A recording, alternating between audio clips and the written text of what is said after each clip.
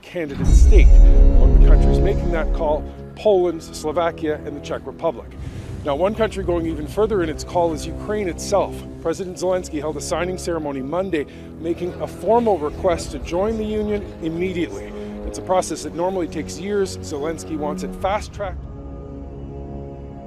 Taktik perang Rusia di Ukraina, di mana Rusia bergerak mengepung dari 3/4 wilayah Ukraina, sangat menarik untuk dibahas kali ini. Kalau teorinya, Putin mengatakan 4 hari Kiev harus jatuh dan menggantikan pemerintahan Zelensky dengan pejabat pro-Rusia. Ternyata, gallant people of Ukraine belum bisa ditaklukkan dalam seminggu invasi terlewati. Kembali ke taktik perang Rusia yang memagari agar asing tidak bisa bantu Ukraina. Bahkan 1 bulan sebelum serangan Rusia, Bosman dengan rinci menjelaskan bahwa di awalnya Rusia memastikan Eropa Barat dan NATO tidak akan bisa menjalankan counter strike dari darat ke Ukraina. Mereka NATO harus lewat Belarus termudah menyerang Rusia di Ukraina, yang dunia tahu bahwa sudah dipastikan Belarus adalah milik Rusia. Maka Belarus dibuat konflik dengan Polandia. Pasukan bayangan Rusia masuk lama ke Belarus menyiapkan sarana konflik di sana, yang akhirnya ribuan orang diusir dalam tanda petik dari Belarus ke Polandia, sehingga terjadi krisis di perbatasan Belarus dan Polandia. Alert militer di sana.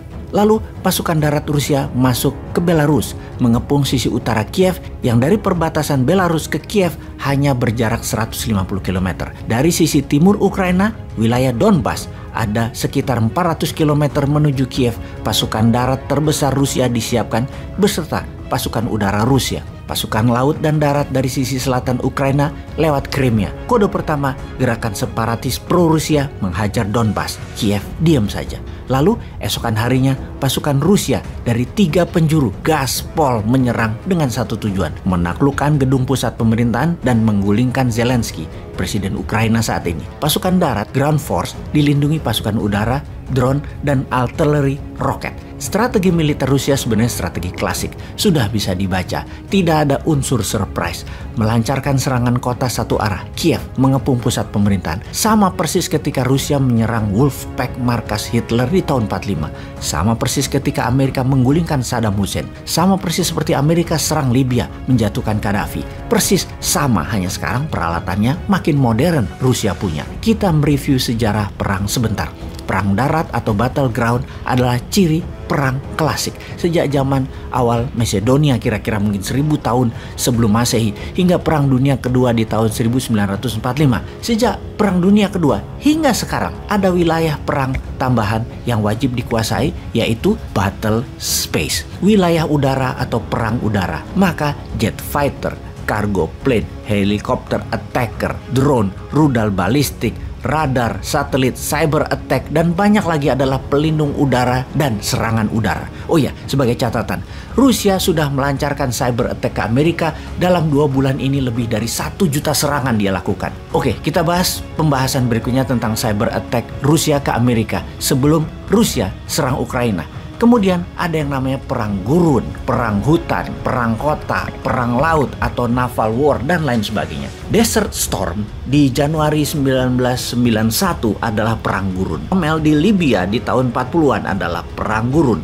Perang Iran-Irak adalah perang gurun. Perang penggulingan Saddam juga perang gurun. Dan urban war. Urban war baru dikenal dan semakin dipelajari di dunia militer dalam 40 tahun terakhir, terutama setelah Cold War usai. Perang dingin ini sesungguhnya adalah spy war. Benar deh sahabat, entah bagaimana kita ini terbiasa kalau Amerika serang Libya, Amerika serang Irak, Amerika serang Vietnam Utara, maka dunia seakan diam dan harus setuju. Namun memandang lain ketika Rusia yang saat ini sebagai pelakunya.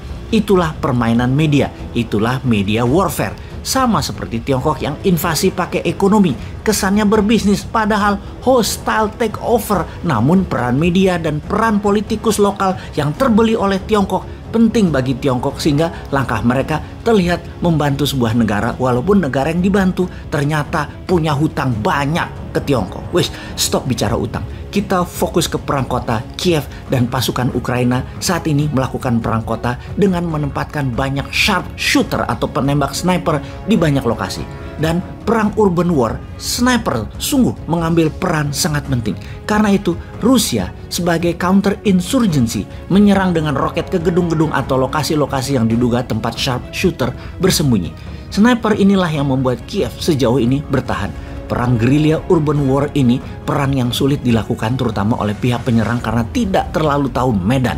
Pihak Rusia dan Ukraina main petak umpet di antara penduduk-penduduk yang jadi korban. Kekesalan Putin dalam beberapa hari ini memuncak. Karena itu dia mengancam akan pakai nuklir dan mungkin akan dicoba kecil kalau berkepanjangan jika dalam seminggu ini ditambah seminggu lagi Kiev masih belum takluk juga. Yang jelas saat ini neraka di Kiev, neraka di Ukraina. 44 juta penduduknya semua dalam state of emergency. Dunia tidak bisa menolong mereka. Kelaparan, penyakit, bau mayat, serta peluru plus roket berdesingan di sana-sini.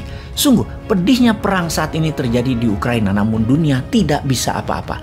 Untung Omicron tidak jalan di masa perang sehingga tidak perlu vaksin, sertifikat, dan PCR di sana.